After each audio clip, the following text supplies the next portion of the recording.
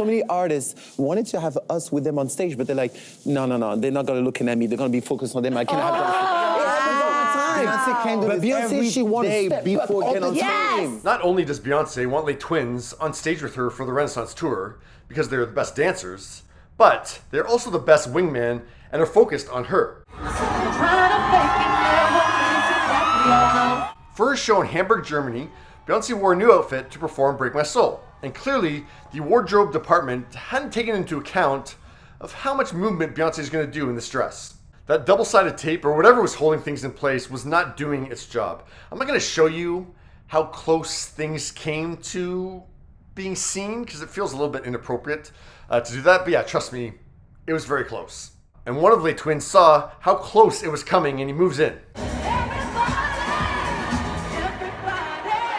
He just fixed it without missing a beat. Don't worry, I have more angles. But yeah, I wanted to start with that, wide shot, but still fairly close to them. You really don't see the fix happen. Here's the straight on angle.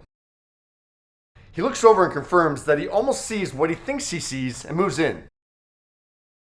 Does it, and an elaborate spin out.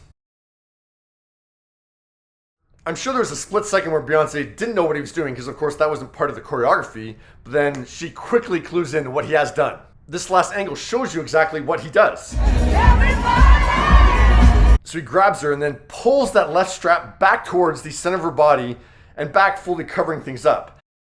That's a professional right there. And it also demonstrates why it can be very advantageous to have a long-standing relationship with your dancers. Because I could be wrong, but I would assume that dancers working with Beyonce for the first time on this Renaissance tour would see it as a pretty daunting task if they saw what was happening.